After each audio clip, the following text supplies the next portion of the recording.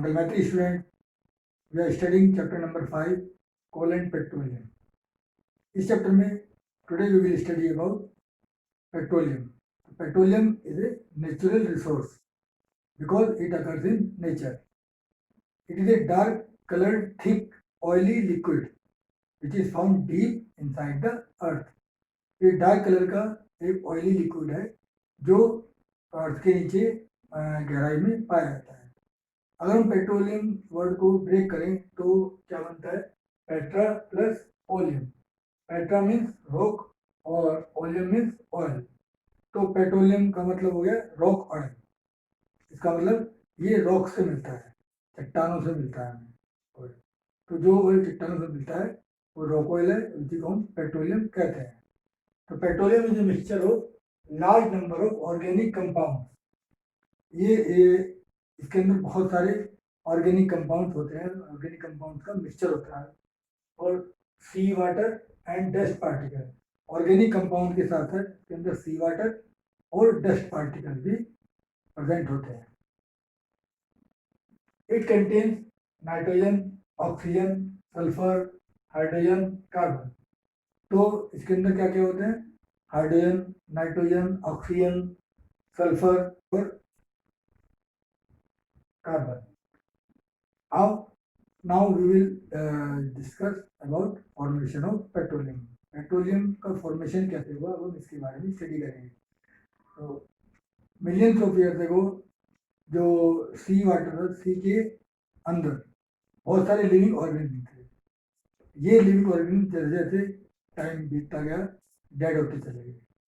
Dead होने के बाद ये लिविंग ऑर्गेनिज्म जो क्या हुआ, ये सी की बॉटम में सेटल हो गई. अब इसके ऊपर क्ले और सैंड, इसकी लेयर डिपॉजिट होनी शुरू हुई. उसके बाद क्या हुआ, जैसे टेम्परेचर हाई हुआ, प्रेशर हाई हुआ और क्लाइमेटिक चेंज हुए, तो वो क्या हुआ, ये धीरे धीरे करके ये ऑर्गेनिज्म पेट्रोलियम में कन्वर्ट हो गए. अब इस पेट्रोलियम जो जैसा होता है सी के अंदर, उसको हम वैसे ही यूजफुल पर्पज के लिए यूज नहीं कर सकते हैं. उसको हमें रिफाइन करना होता है. सबसे पहले हम देखेंगे कि जो सी के अंदर पेट्रोलियम बना उसको हम बाहर कैसे लाएंगे. उसको बाहर करने के लिए हम क्या करते हैं, क्योंकि ये जो पेट्रोलियम बना सी के अंदर, सी की बॉटम में, तो सी के अंदर दो तरह की रॉक्स थी, porous rocks and inporous rocks. Inporous rock को हम इम्प्रीवियस रॉक भी कहते हैं. तो इन पोरस रॉक क्या थी, जिन पोरस का मतलब होता है जिसमें से कोई पार्टिकल निकल जाए, और इनपोरस रॉक क्या होती है, जिनमें से कोई पार्टिकल निकल ना पाए. तो पेट्रोलियम प्रोडक्ट, पेट्रोलियम जो थे वो पोरस रॉक से तो निकल गए, और इम्प्रीवियस रॉक, इसके नॉन पोरस रॉक भी कहते हैं, वो बीच में फंस गए. अब ये एक ऑयल का वेल बन जाते हैं, इनको हम ऑयल वेल कहते हैं. अब इन ऑयल वेल से में क्या करते हैं, ड्रिलिंग की जाती है. जैसे कोई हम दीवार पर कोई नेल, आयरन नेल लगानी होती है तो हम ड्रिलिंग करते हैं ड्रिलिंग मशीन से. इसी प्रकार से ड्रिलिंग की जाती है इन ऑयल वेल में. क्या करने के लिए? पेट्रोलियम को बाहर निकालने के लिए.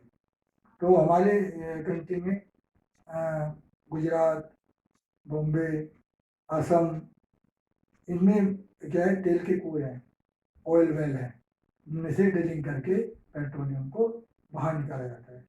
अब उसके बाद इस पेट्रोलियम को हम यूज़ नहीं कर सकते हैं किसी पर्पज़ के लिए, इसको हम क्रूड ऑयल बोलते हैं. तो इसको क्या करना पड़ता है, अब इसकी रिफाइनिंग करनी पड़ती है, इसको क्लीन करना पड़ता है.